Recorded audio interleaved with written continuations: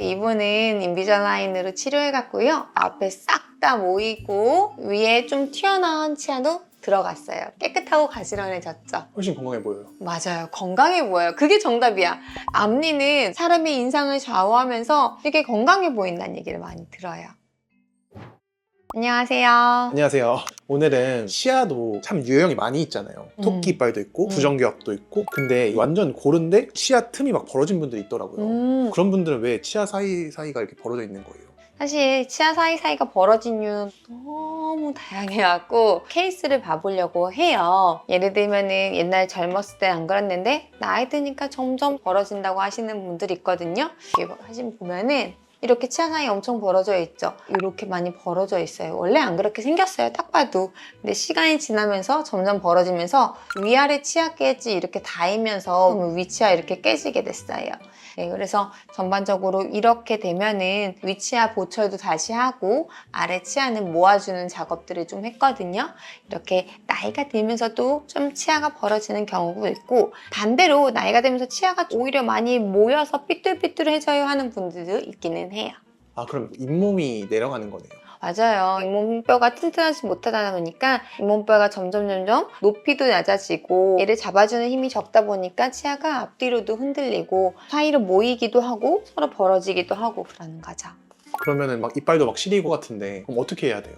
치아가 시리다고 하는 거는 치아 머리는 시린 걸 못 느끼거든요. 근데 치아 뿌리만 시린 걸 느낄 수가 있어요. 그래서 잇몸뼈가 레벨이 낮아져서 치아 뿌리가 드러나게 된 건 아닌지 그렇게 생각을 한번 해보고, 치아 뿌리가 드러났을 때 치아 주변을 떼올 수 있는 방법도 있거든요. 또는 치아 주변에 다 메꾸는 레진 치료도 가능해요. 뭐 요즘에 바이오 클리어 같은 거라고 해서 만들어줄 수 있는 도구를 쓰기도 하는데, 저는 그게 필요한 분은 그걸 쓰기도 하고요. 아닌 분은 제가 알아서 하기도 하고, 이 정도는 좀 그냥 평생 쓸까요? 하는 경우도 있어요. 그래서 사람에 따라 다르다라는 거예요.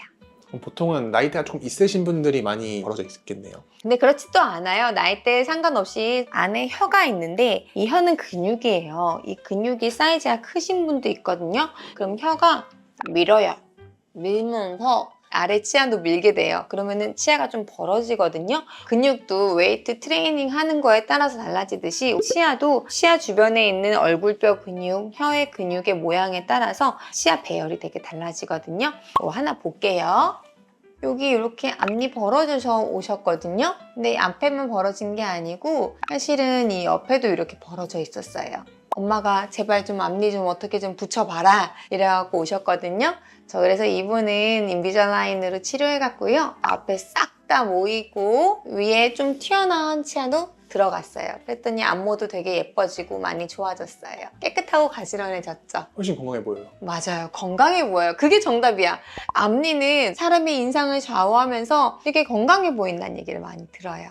또 다른 것도 볼게요. 마찬가지로 이분도 옛날엔 이만큼 안 벌어졌는데 이 정도까지는 아니었을지언정 조금 벌어지긴 했어요. 왜냐? 치아 사이즈가 좀 작았거든요. 그래서 이렇게 좀 치아 사이즈를 키우는 치료를 다시 다 했어요. 그리고 교정도 하는 식으로 진행을 했습니다. 그래서 치아가 벌어졌다 하면은 이 벌어진 원인이 어떤 거고 이건 어떻게 치료해야 되냐에 따라서 도구를 다르게 써야 돼요. 교정을 할 거냐, 인비절라인을 할 거냐, 부분 교정을 할 거냐, 또는 치아 사이즈를 키우게 레진을 할 거냐, 아니면은 치아 사이즈를 키울 수 있도록 라미네이트를 할 거냐, 보철을 할 거냐, 너무나 다양한 방법들이 있기 때문에 이걸 모두 다 사용할 수 있는 병원에 가야 될 것 같아요.